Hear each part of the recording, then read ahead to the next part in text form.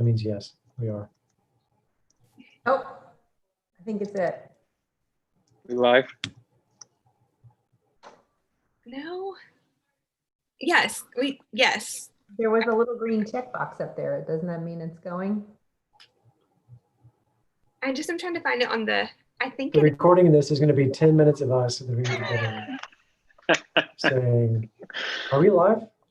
I think we are. Ask We're on someone. now. Can you see it, Nathan? Yeah, it was a 15-second delay. That's and it just right. popped up with an ad. Okay. Yes. I can't believe China's live, blaming y'all. the US. Like now? Yeah, I got to figure out how to get rid of myself. This is so great. You can't hide your screen?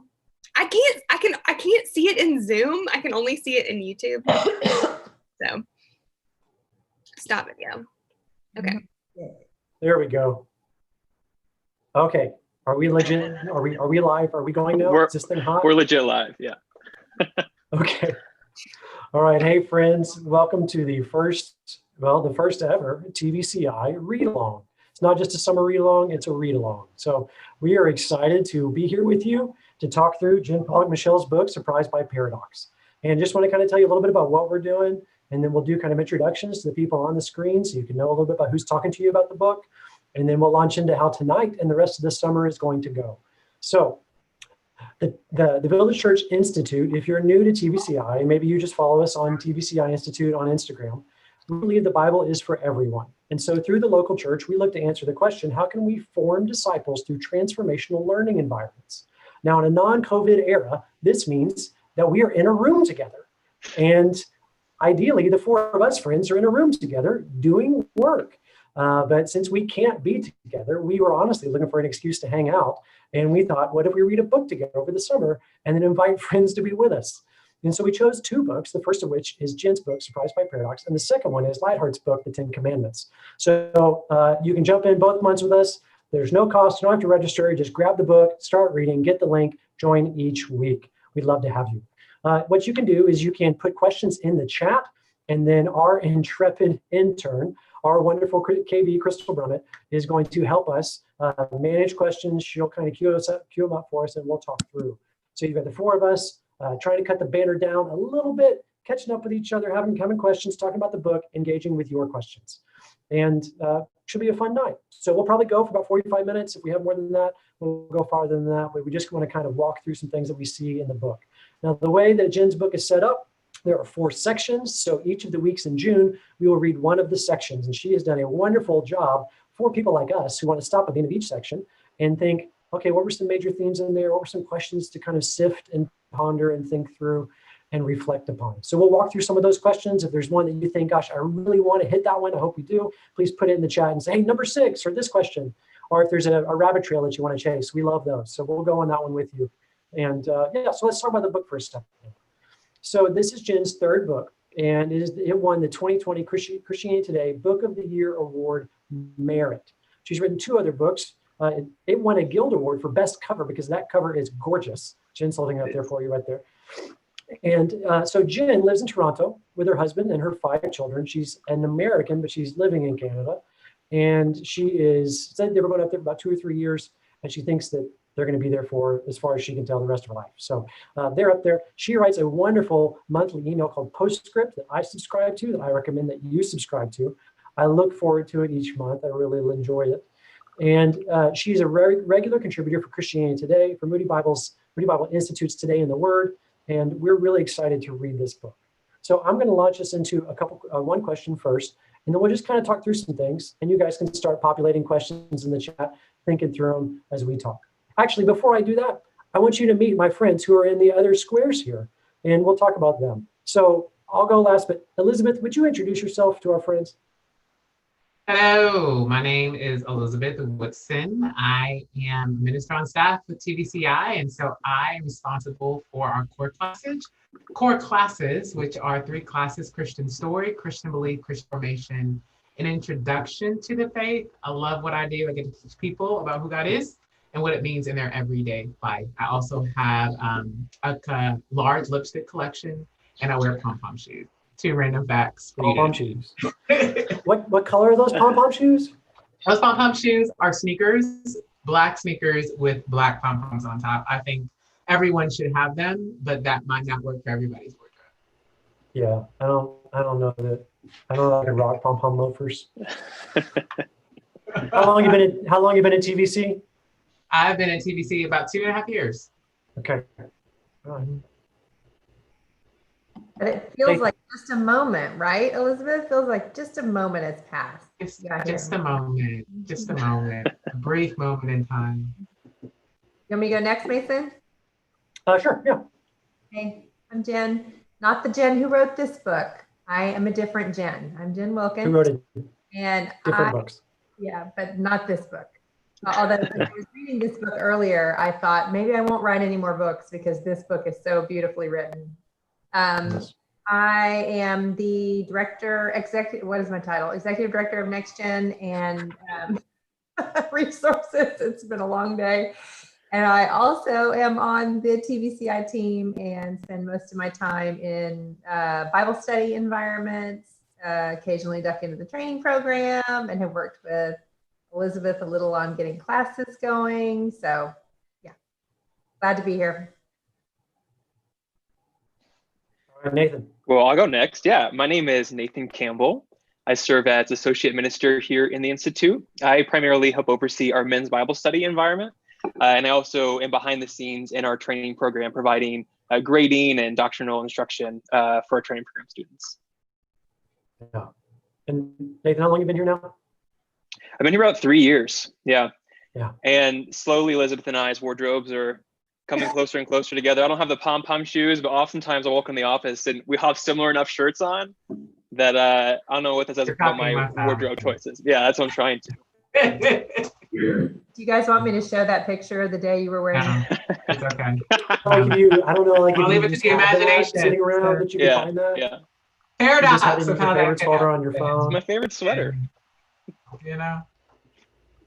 My name is Mason King. I'm a pastor at the Village Church, the executive director of the Institute. Been at TVC for 10 years, come up on 10 years, served at a few of our campuses, been here with the TVCI team for 2 years now. So I just help these people and we work through all of our different environments. So I love thinking through how we grow as disciples in formational ways within the local church. And we're really excited to be here. So thanks for joining us tonight. We're going to dive into the book. Now, I kind of put one question up front. So Jen, if you want to tackle this one, I'm going to throw it to you, and you can volley if you need to. But what is it about paradoxes? And if you want to define paradox, you can for us. But what is it about paradoxes that make us nervous when it comes to the things of God? Mm-hmm. Okay, well, let me just start because I think just to get us all on the same page, here's just a working definition for paradox from the dictionary. A seemingly self-contradictory statement or proposition that when investigated or explained may prove to be well-founded or true. So paradoxes on the surface look like contradictions. And like, I think that we've all heard, from someone who's an unbeliever, the Bible contradicts itself, or something like that. And you think, that's not true. And then you're in your reading or you're, talking to someone about something and you realize, that does seem like there's no way to reconcile these two ideas. And then a lot of people start to have just a major crisis of belief in that moment. And so I think probably one of the things that just makes us nervous is that if God, we know that God can't contradict himself, but we're not sure how to reconcile the way we feel when we can't figure out how to put the pieces together. Yeah. We think that we should be able to have perfect understanding of God, and we don't love tension. We don't like to be in that place for very long. And, I think that life is a process of getting accustomed to being in that tension, but we've been led to believe that faith is supposed to resolve tension rather than introduce tension. What do you guys think? Jen talks about this. Some in the introduction. Yeah, she talks about modernity and the need for certainty. So she kind of moves from the Enlightenment and the embrace of paradox to modernity and the need for certainty. You want to comment on that? Like, we're all children of modernity. Like, how do you think we've been shaped by that? Or do we recognize it as that? Go ahead, Elizabeth. I think we just take confidence in knowing.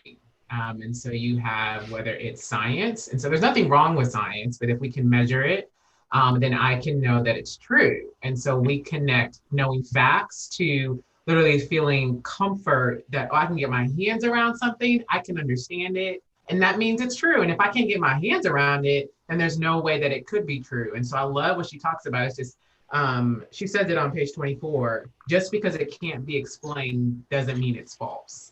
And that's something that we kind of push against when it comes to the things of God, because we're like, hey, if we can't prove it or we can't know it, then it's false. And that's just not the way it is in the faith. Yeah, even on page 24, something that stuck out to me is that Herman Bavinck quote. It's funny, I was actually just reading that same chapter last week on my own. Funny that you would quote Bavinck, or that would. Yeah, of course, of all people. Yeah, but I actually ran across that last week, and it really stuck out to me because I think he's picking up on something there, that we try to comprehend God, that we as finite people. There's another Jen who wrote a book about trying to become omnipotent, trying to image God in the wrong ways. The other Jen happens to be on this call, but I think that's what we often do, right? We often try to image God in his omniscience, and we think we can know everything that he knows. But the reality is that as finite people who have finite brains, who are embodied and local, we can't possibly know the entirety of an infinite God. But we want to, right? That's our sinful hearts, that we want to have full comprehension, but we really can't. Yeah, I think paradox is there for us as a help. It's to point us to a limit. But we feel like, if there's one thing I should be able to master, it should be the understanding of God, right? Yeah. Which is such a prideful thing. Like, just to be honest, like if there's one thing I should master, it's dominoes. Like, it's not, if there's one thing I should master, it's my creator. Like, it's just such a prideful thing, right? Well, I think it's, go ahead, Jen. What kind of God is God if we can fully understand who he is? It just, that's something I always think about with that limitless thing, is that if we can understand everything about him, then is he really as powerful and as great as he says he is? Yeah, I think that makes us nervous too, because we think that not having comprehensive knowledge means we can't have actual knowledge. But I think that's a contradiction itself, that even though we can't know God in his entirety, we can know God truly. And we have known God. How do we know God? But through the inscripturated word, what's scripture, the Bible, and the incarnated word, which, Jen Michelle talks about a lot in this section. But we can actually know God, but just not in his entirety. So there are things that we can know, certainly. We just don't know all things with certainty. Yeah. I think that's part of what makes people nervous as well with this idea of the either or concept, right? Is we're afraid that we're going to slide into relativity, that there's no truth, there's no meaning. And, in this cultural moment, that's all over the place. And, anywhere you look, that sort of idea is dominant. And I think I was really grateful that Jen Michelle noted, hey, I'm not trying to do that. Like, there are some things that are black and white, and God owns those things too. It's not just this either or, but there is black and white truth. Yeah, she uses that Chesterton quote that the church doesn't like pink. It wants red or white, but it can't handle pink.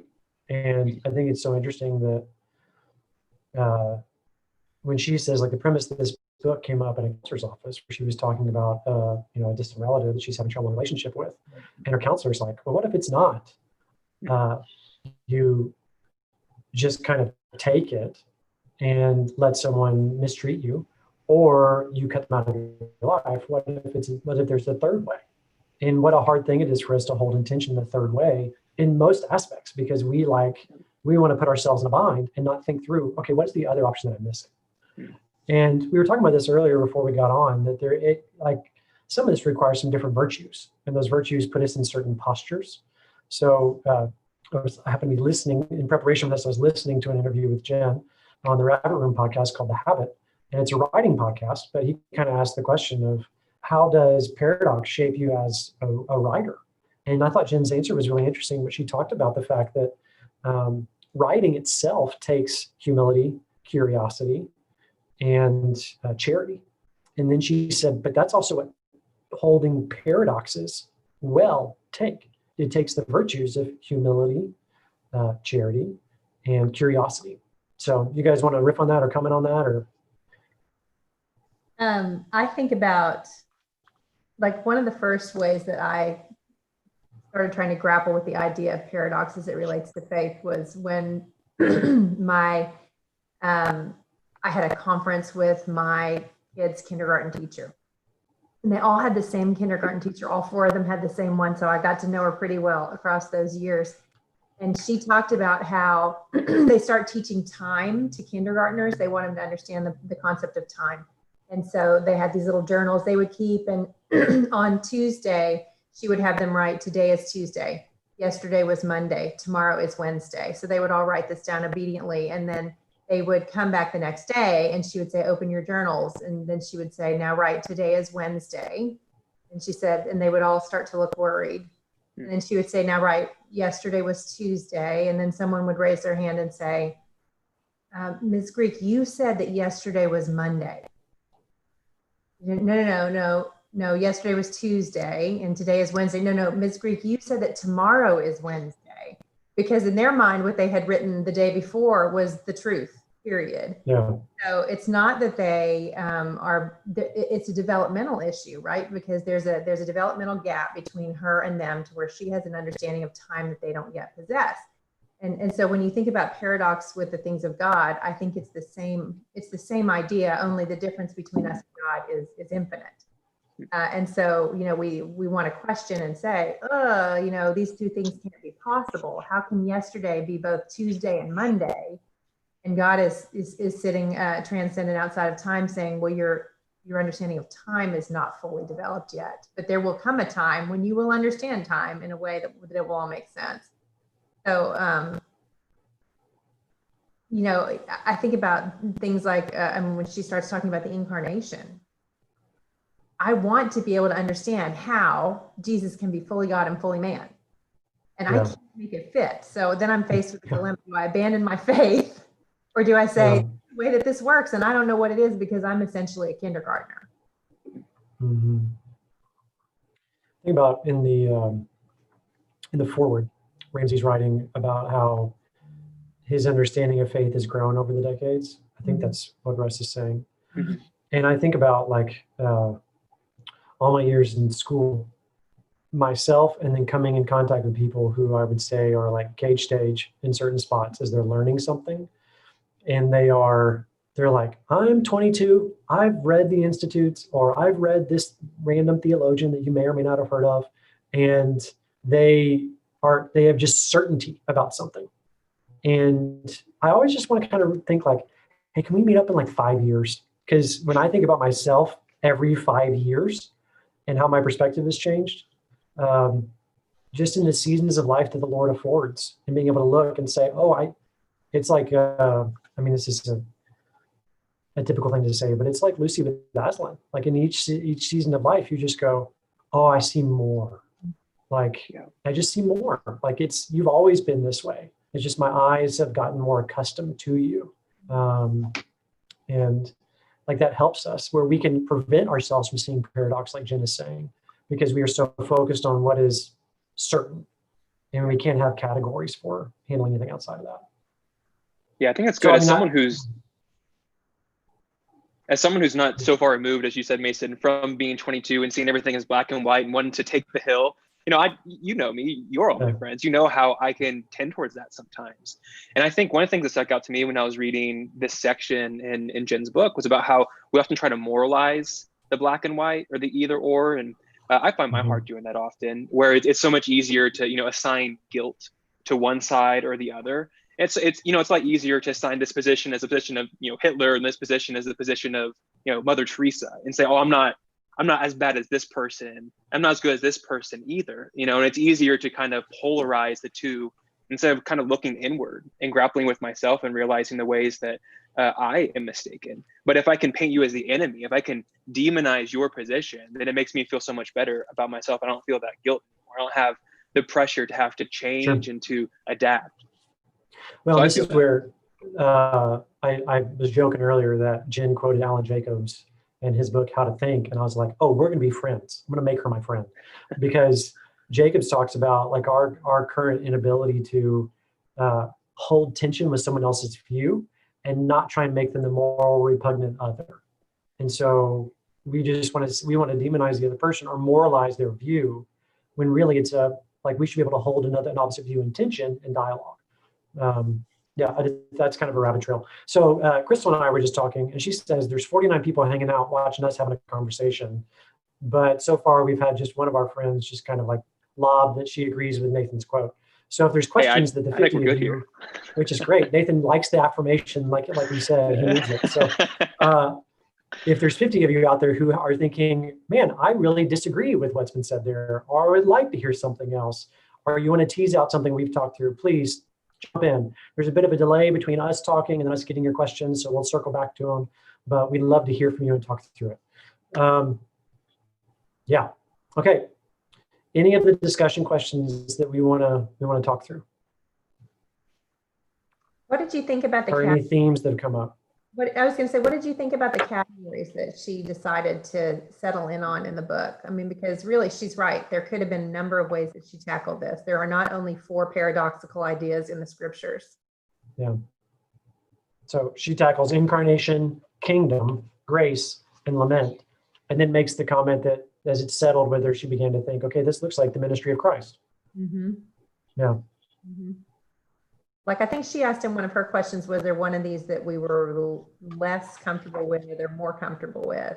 Which one of these have you guys spent the most time thinking about? Yeah.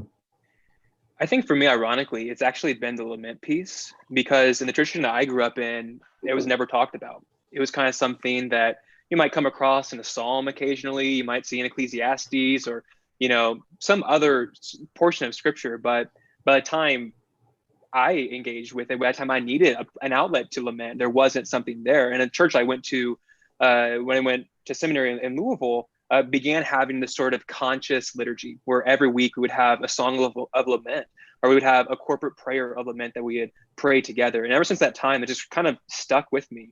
And something that I've really put a lot of attention to, because so much of what I had been used to, whether it be songs or sermons or something else in between, had just been so sort of optimistic and just positive all the time. But the more and more I struggled with lament in my own life, the more I needed an outlet for that. So I think, ironically, I actually kind of overcorrected, and I focused a lot on lament in recent years. What about you, Elizabeth? I think what I have thought about probably a lot is grace. This idea that, and I see it in my walk with the Lord as I continually trip over His grace for me. And this idea of it not being deserved, but I find myself trying to earn it, and seeing myself in the fullness of who I am and how much I missed the mark, but yet God just bestows so many blessings on me. And I think that tension, and then what is required of me to dispense grace to other people. And so in that same place of, they are so undeserving, Lord, for fill in the blank. But that same grace that has been dispensed to me, that I ought to dispense to someone else. And so it's always, I find myself rejecting the Lord's grace. It's like, you just need to take it. Like, that's what grace is. But then withholding it from others. And it's that place of always wanting it to be what's deserved or earned, whether it's what I earn or what someone else has earned. And usually it's someone else earning probably a eye roll or maybe a quick word for me. And that's just not the case. And so I live in that space because I think I'm always bumping up against it, because I don't want to accept what the Lord freely gives. And I don't want to give what the Lord freely gives me. Yeah. What about you, Mason? Which one jumped out at you? I think there's 2 that I've been trying to think through. I'm really looking forward to talking about lament the last week. I, along with most of the world of Christians who read books right now, am reading Dana Ortland's book, Gentle and Lowly. And which, if you don't know about it, I'm gonna look right at the camera. If you don't know about it, and you need to buy a copy of it and you need to start reading it. And it's a book about Christ, who himself would say, my heart is gentle and lowly. And it's about his heart towards sinners and sufferers. And it is a beautiful book. It is a beautiful book. I'm reading it really slow. I typically read a bunch of books at one time and try and go fast. I'm reading this one like a chapter a week, and read a chapter on anger this last week. And I was actually talking about it with Elizabeth today. I grew up in a family where everything had to be like, we had emotions, we didn't show anger, and which is fine. This is most like, I've heard somebody the other day call it Minnesota nice, who's up from the north, but it's like fourth nice was like anger is just not something that we need to show publicly. We need to handle our emotions and move forward. And there's a part of this chapter where he talks about like when you are angry and you have been wronged, just like wronged, Jesus is angry beside you towards the wrong. And I think so many times I've either dismissed the ability to be angry because I thought it wasn't a Christian thing. And I have thought, no, you just need to forgive and move forward. And that's the Christian thing, instead of being angry at injustice or angry at just really sin and brokenness of the world. And so I sat on my couch last night and just kind of had a moment of thinking like, gosh, Jesus gets angry. He gets angry at injustice. And we should lament the things like we're seeing in our world right now of racism and social inequality, and thinking through like Jesus gets angry about that because these people who bear his image and who are being mistreated. And so I'm really looking forward to talking about that with friends, and then reading through what she has to say about that. And then the first chapter of on Incarnation, I'm interested to kind of, and I want to tease this out as we talk through a little bit of, she talks about in Advent, she was like, okay, well, we're going to get to Christmas and I will see Jesus in these moments around Christmas. She's like, I should have been looking for him in the kitchen in these moments of everyday life. And then she begins to talk about false humility and how she would get on stage and talk and be anxiety stricken because she doesn't want to be proud. But then the moment of everybody has this in whatever venue you're in, if you have a stage or not, but whatever you have to deal with, where you have to say like, man, God gave me pleasure in doing that, and it's okay to enjoy doing it. And it does not make me sinful that I enjoy doing it. So I wrestle with that. I was really encouraged by what she said. It reminded me of Dallas Willard. John Ortberg talks about how Dallas Willard would walk off stage and he'd be done talking. He'd give a big talk. Everybody love it. And he's like, he's him. And he would just walk out the back door and sing and say, all to Jesus, I surrender. And then move on. And he's like, okay, that's done. And he would move on to the next thing. And that's the kind of thing I feel like she's talking about, and just being free in who you are with Christ, to just pay less attention to yourself. You mentioned, my favorite quote was on page 59, or one of my favorite quotes, one of the things that jumped out to me, and it had to do with what you were just talking about, Mason. That idea of, she talked about pride, but then she talked about false humility, which I thought was something we don't talk about a whole lot. And that she was pointing out how we often reward false humility in the church. Like if a pastor or a leader behaves in a way that appears humble, and then we find out later that actually they were just covering. And she said, this is page 59, she said, I can't imagine it pleases God anymore to hang our heads and shuffle through life, mumbling apologies for our gifts and passions and looking at the floor. There is a proverbial bushel, and false humility would dangerously take cover under it. This is not the great mysterious and of Christ in you. Oh, that's good. Yeah. First of all, the writing is beautiful. Yeah, it is. So good. That was fantastic. But I was thinking about how difficult this is. I've even heard people wrestling with this even this week, with what to do on social media and not sure what they should or shouldn't say. And I was reminded of when I was studying the Sermon on the Mount, you find that tension. There's a paradox within the Sermon on the Mount around humility and pride, where in chapter 5, he says, don't hide your light under a bushel, but show it. And then in chapter 6, he says, don't perform your acts of righteousness before men. And so you're kind of like, well, you just told me to show what I felt it's a trap. It's a trap. And I still remember, and it's probably James Boyce who said this, because that's usually who I'm thinking of when I'm thinking of a commentary. But he said, how do we know how to live with this idea of that you should show and also hide? And he said, because it's always at the motive level that we should be looking, that we should show when we're tempted to hide, and we should hide when we're tempted to show. That's good. No, that's good. And as I was reading this, that's exactly what I was thinking. And again, the context is when you're questioning, is my pride in this? It's not, obviously you shouldn't hide your sins. Well, but that's actually, if you're tempted to hide it, there's probably a reason that is not glorifying to God. And if you're tempted to show it too much, then there's also probably a motive question there. Well, and people look to say, well, I want pure motives. Like, I want to make sure that I've got I will know that I have true humility. My motives are pure. And it's like, no, like that's never going to happen. So at most, like I remember one of my favorite professors in school would say, like at most, you're going to have like 60% good motives.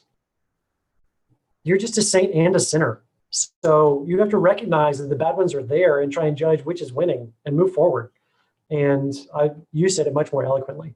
But yeah, okay, we got some questions here. So one, JT's watching and he says he's glad we're doing it and he misses us. So we miss you, JT. We love you. We knew you'd be stalking us. So it's good to see you on here. All right, a couple comments. We do need to recover the lost art of lament. Yeah, don't, like Kirsten Cook says, I don't think I've ever heard a sermon series on Lamentations. I know I have an undeveloped understanding of lament. Yeah, this is something that we teach in the training program where we see year after year people who go, wait, this is okay? Like this goes with coincidentally Castro's comment, like it's okay to feel our emotions and to feel the spectrum of them. I say often, like every emotion needs recognition, not every emotion needs validation. And I've had to come to a point where it's like, oh, I need to recognize that emotion that's going on inside of me. Because if I stuff it or let it go on, it's going to do something worse. But I don't need to validate it. I need to be able to hold it and look at it. But yeah, there's been a few books that have come out lately about lament. Mark Vergroop's book has been really helpful around lament. We read one in the training program that we posted about on the Instagram page this week. So, what's it called? Prophetic Lament by Ra. Yeah, by Sung Cha Ra. And yeah. Sung Cha Ra. And so if those are resources you can study, we've got some of those on our Institute Instagram page. And this fall, we're going to be doing a study of the Psalms, and we'll devote a week to discussing lament, the Psalms of disorientation. It seems like a subtitle. Is that a subtitle? It's just a really great, that was one of the really great things that came out of putting the curriculum together was that phrase. And I thought, and it came out actually at a very disorienting time as I was editing. And I was like, man, that isn't a good descriptor for them because, they introduce, I guess that's why they're in her book. In Jen's book, I haven't actually read the whole thing yet, so we'll find out, but just that they don't leave the tension. Yeah. And that was one of the things too, in one of the discussion questions at the back, Jim Michelle asked about, if you regularly read the Bible, what kind of wondering tends to turn up in the pages of scripture? And that's where my mind went, of not wonders that I have, but wonders that the scriptural authors are having themselves. And I think the psalmist, especially David so often, is like, Lord, are you still here? Are you still with me? Have you abandoned me? And like that sort of wondering happens all the time. And it's something that, like you said earlier, Mason, so many people don't think they can give the language to. But for me, in my life, that's one of those spiritual practices that's been so freeing, where I can acknowledge, not validate, like you said, but acknowledge and recognize my emotions. But yeah, I feel like the psalmists are doing it all the time. Like, where are you, Lord? Will you save? Can you help? Well, and we wonder, like, can God handle that language? And you're not going to show outright disrespect, and you're not going to go off the rails. Yeah, God made our emotions and can handle them, and is able to, like, one of my mentors talks about how prayer is often for us. Okay, this will be a good example. Anybody remember these right here? These headphones. So what are those some things? Of you have, I have wired headphones in tonight, but most of you have things like this, right? Some of you have things like this that don't have wires, like Nathan has. Most of us have these for a long time. And we would spend a lot of time just going like this, right? Trying to get them undone so you could finally get on a Zoom call. Or who was on Zoom when we had these? So you can finally get on a phone call. And look, it's even got a knot in it. So this is perfect. You got to go back and keep doing it. One of my mentors would talk about how most prayer that we do, because we live in such hurried lives, is just trying to get them undone. And by the time you finally get them undone, we don't have the patience to get here. But when we get here is where you could actually get to a prayer of lament, because it's when you have the space for what he would call ugly prayer. And you can just be honest. And I feel like that's where we get to the work of prayer. But too many of us handle prayer in a way and handle our lives in a way where we are like this. And so it just takes time. And that is like, if we're talking about Jana's question here, question 5 on page 61, what spiritual practices might help you notice the enunciations of God in the everyday? Part of it is stillness. Like, I'll say this, like, I think part of it is getting to the point where you can go like this with your attention and be able to work through the ugly prayer. I don't know about you guys. Like, I mean, we can go on to other disciplines, but I'll just say this and see if this has been your experience. COVID has messed with my head, like being in quarantine. And Carly the other day was like, hey, are you okay? Like, can we talk about, like, you just seem kind of keyed up. And we sat down and just had one of the first conversations we've had in a while, since we've had, 3 munchkins underfoot most of every living moment because my kids don't sleep. And I got to the point in conversation where, like, my headphones got undone, and it was me in a moment of just like raw honesty. And it just told me, you know what, it's been a few days. It's been a while since I've done that in prayer. And we give each other that space to have those emotions work through, but also, like, the Lord gives us that space and can handle those emotions. So it's a rabbit trail for me around that. So one discipline I would say is stillness and getting through kind of the uncomfortable part of prayer to be real in your language. Do you guys know about that book, Every Moment Holy?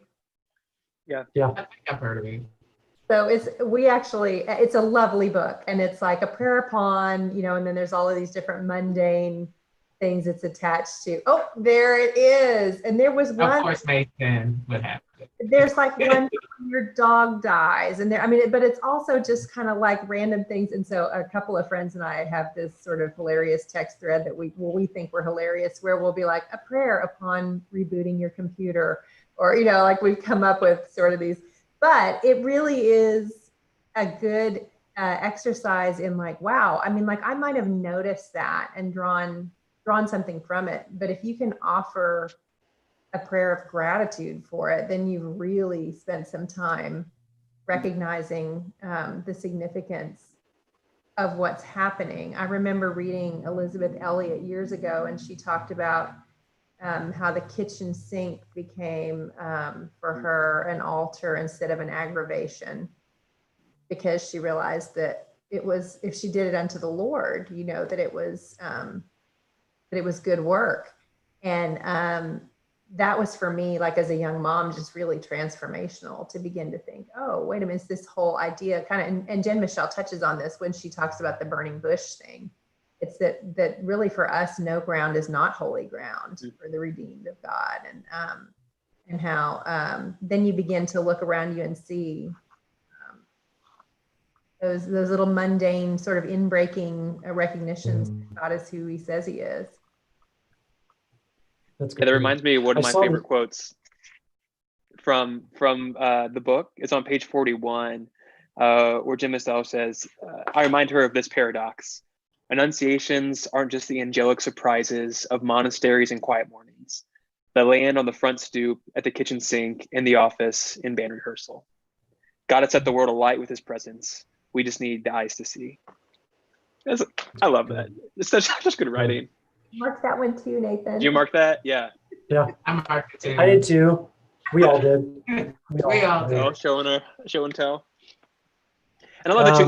Even what follows that, even with the mouths open wide for filling, I love the focus she puts on food in the chapters too. As a foodie, I love cooking myself. And Mason, I think I listened to that same podcast that you did earlier this afternoon as well. And Jim Michelle mentioned something on that podcast. One of my other favorite books is The Supper of the Lamb by Robert Farrar Capon, I think is how you say his name. But he has this really moving scene in that book about sitting with an onion.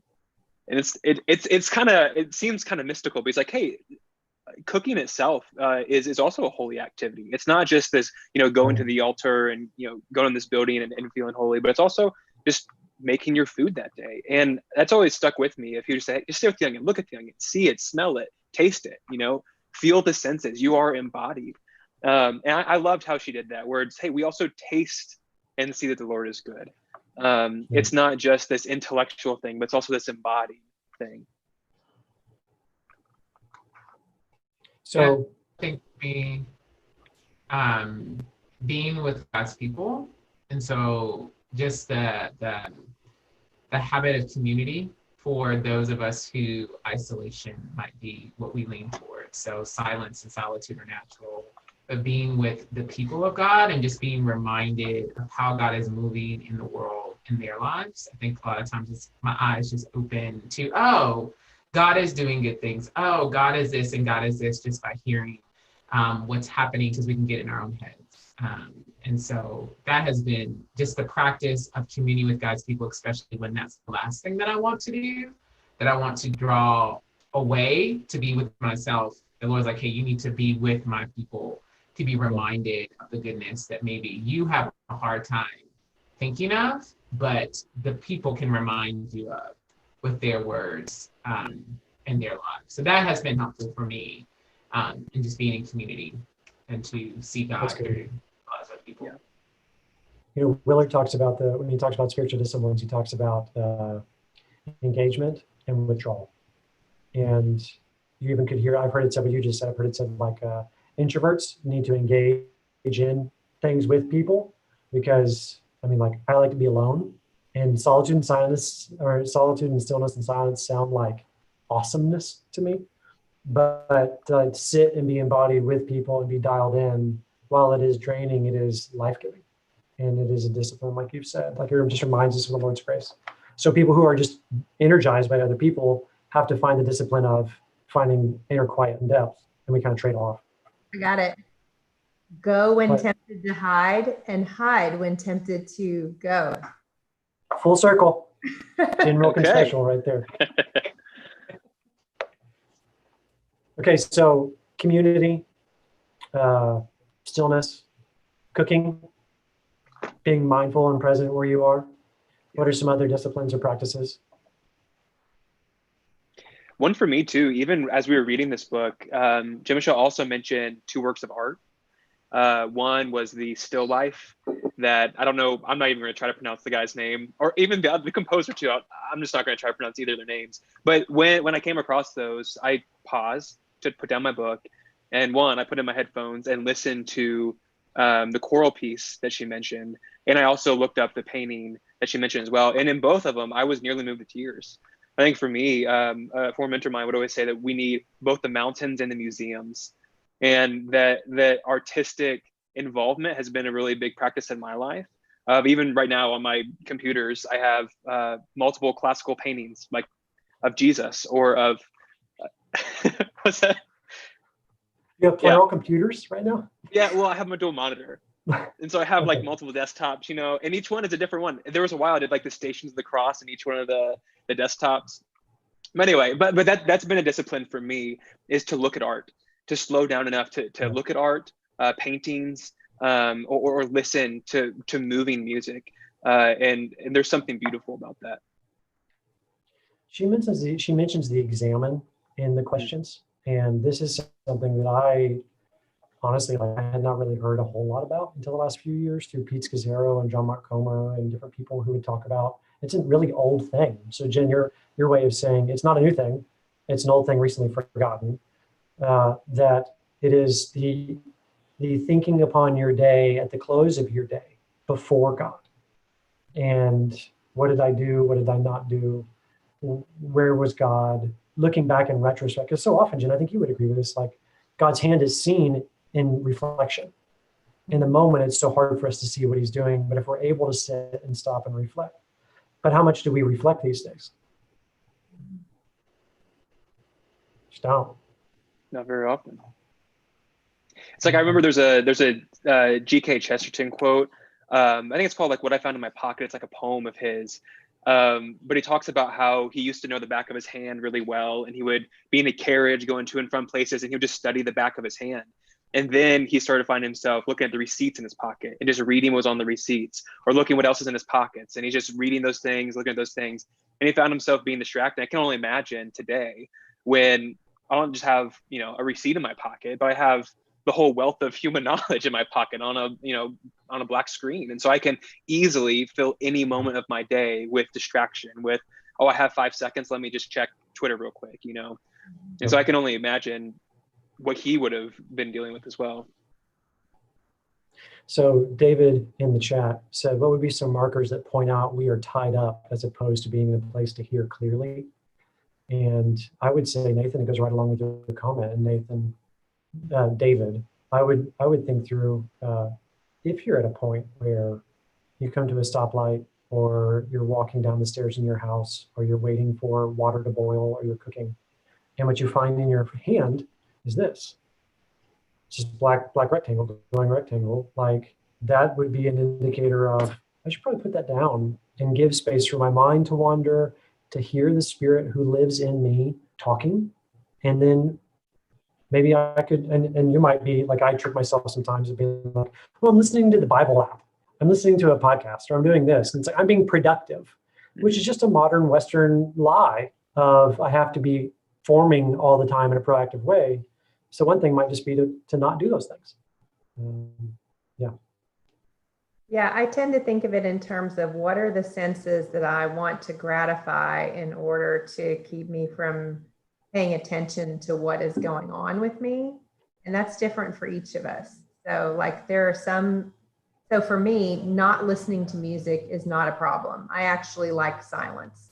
And so, and so it's easy for me then to look at someone else in my family and say, you know how you could really, listen to the Lord better is if you would turn off all that noise that's going on in your ears all the time.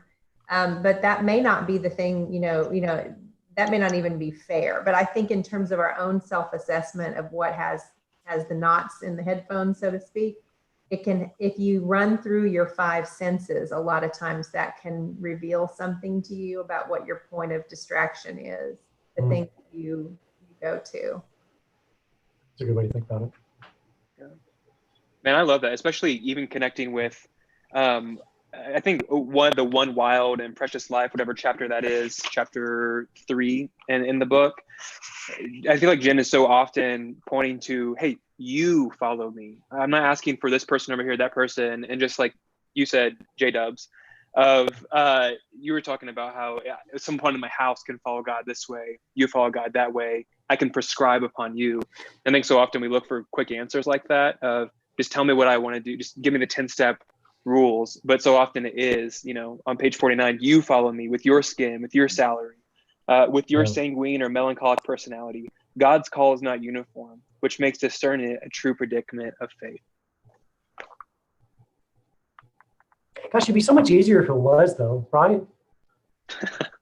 Well, I loved, she into that. I liked how she talked about the whole avoidance of the categories, and that God sees us as individuals. And that's a really beautiful point that I think we can miss out on, because it's not just that we strive to eliminate the tension of paradoxes, that we strive to find broad categories. And there is, don't get me wrong, there's a purpose for coming up with broad categories. We deal with a great deal of information. It's a way to organize things. But in terms of prescribing how people should act or be, the broad category is Christians need to understand the difference between a wisdom principle or a general idea and then something that is specific. And so, and I don't think we're very good at that. We would much rather just say, just tell me what a good Christian fill in the blank does, and I will align myself underneath that. But the Lord didn't save you into a category. I mean, I've talked about this Jeff and I talk about this a lot with marriage. Like, he didn't save me into I'm not just a wife. I'm Jen who's married to Jeff. He's not just a husband. He's Jeff who's married to Jen. And we're 2 individuals who entered into a marriage relationship which has not been replicated in all of human history, because we are 2 individuals. And so I think similarly, when we talk about how to be obedient to the Lord, there is that to it. Now, it doesn't mean that you can go, well, I'm so unique that these broad generalizations have nothing to say to me. But we also can be too dependent on those broad things to the point that we never deal with our own particular proclivities or strengths. I liked that she talked about strengths too. She was like, there are things that you need to take seriously.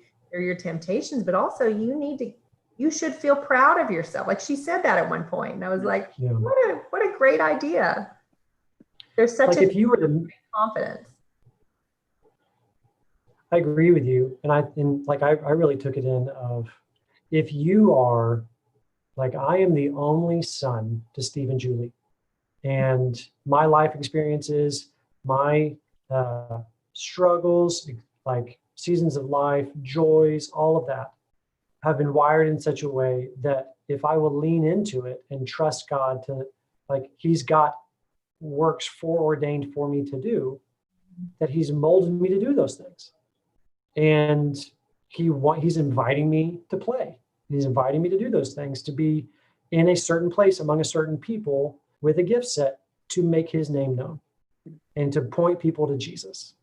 But I think it goes back to the quote we talked about, where if you're afraid of those, or if you bear false humility and you're just going to look down and either be worried about being too focused on self or making too much of yourself, or and saying I'm not making enough of God, or just completely walking away from things he's given you, I just think we miss out. And there's just health and maturity to be found there. Yeah. What do you think are looking at specifically at the paradox of incarnation? Because we are spiritual and material. So like, what do you think it means to be someone who's too spiritual or to be someone who's too material? Like, how does this look when we misunderstand the paradox that we're supposed to be living in? Elizabeth, what do you think? I think that we refuse might be a strong word, but we limit the perspective of life through either of those lenses. And so to be too physical means we have no concept of the reality that we are spiritual beings that will have an eternal relationship with God and what that means for our life here on earth. But then the idea that we are too spiritual. And so what it means for our physical reality, or where we put our trust and emphasis in, I think the trust of not necessarily trust of certainty, but where we feel comfortable or where we feel like I have a handle on the things around me, this is where I place my weight. And to say, okay, everything can be understood through this lens, whether it's the spiritual or the physical. And the reality is you need both, and that with both, we won't fully understand everything. And so I think I always get a little weary when people weigh heavily on one or the other, because it's just, you need both, and we need to feel a little uncomfortable. We don't like feeling uncomfortable. And especially with the spiritual, like it's not as many boundaries around that as we would like sometimes, I think, on our side of the faith fence. And that we all know me, you know how I like to roll. But I think it's the idea of what gives us comfort. And we need to learn to be a little bit uncomfortable in that reality. I think of another quote here on page 40. We kind of talked around that a little bit, but kind of halfway down the page, she says, like Origen or like the Colossians before him, our great heresy might not only be our godless hedonism, we're seeking after pleasure, but our godless asceticism, or the avoidance of it. And was that what you're going for, Jen? Were you softball on that? Yeah, well, no, actually, I had forgotten she talked about Origen chopping off some things. Right. I was really, yeah, and that's really, he's kind of like the poster child for it. Did you notice that my head got caught on my glasses when I tried to put them on? I was just following through with Mason's metaphor there, tangled headphones. I was thinking about how, do we have a category for being too spirit-minded in the church? Or being, I've heard a lot of conversations about being too fleshly, but I don't know if I hear as much about being too spiritual. Like, I find myself even asking, like, what is that? Yeah. I'm sure they're twin errors, but I'm not sure I have good language for what each of them looks like. I guess when you're too fleshly minded, you're too concerned with the things of earth. But it sounds like then to be too spirit minded would be to be too concerned with the things of heaven. And that doesn't seem like a real category to me. So it has to mean something else. Yeah, I've always heard that typical, aside where, oh, you're, what is it? This is the ultimate irony, where it's like you're too. Of any earthly good, is that what it is? Thank you. Yeah. Yeah, exactly. That's the one.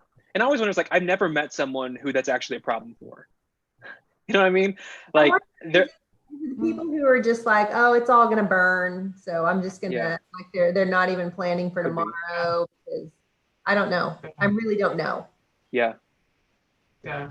I mean, I think we can lean towards this when we don't want to lean into what's happening here on Earth.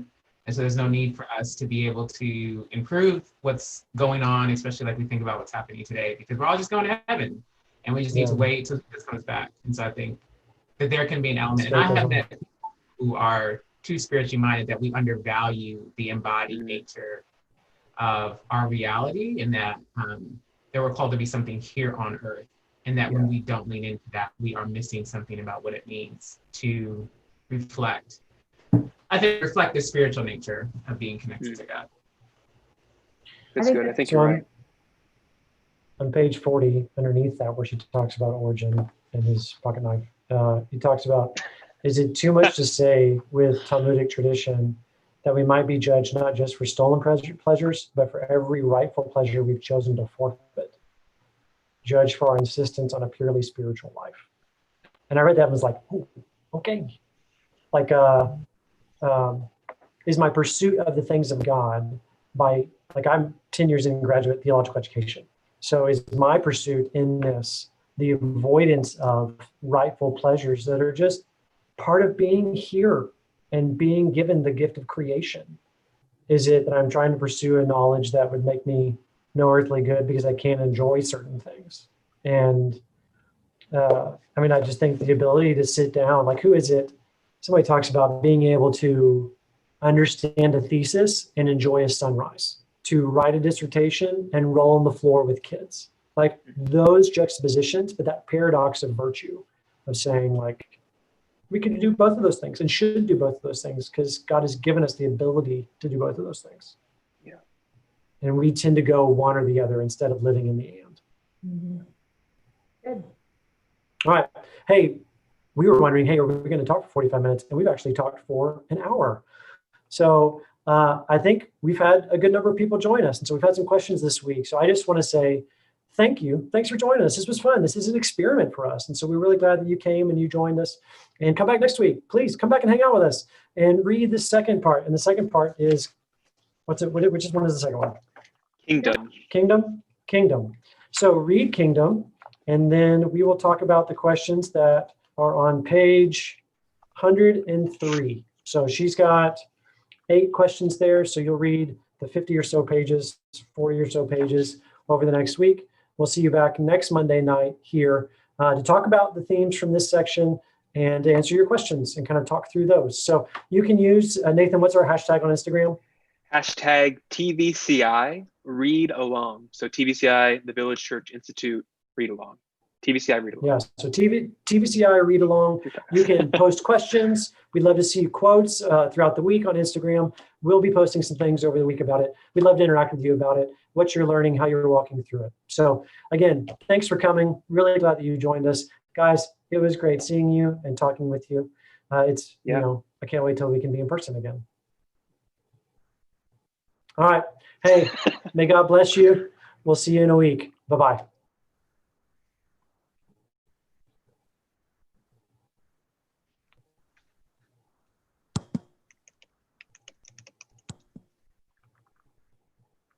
We're just texting Crystal now to say we're done. So this is the delay. So we'll just on the recording, just say, hey, there's a delay. So we're done. Crystal's going to cut the feed.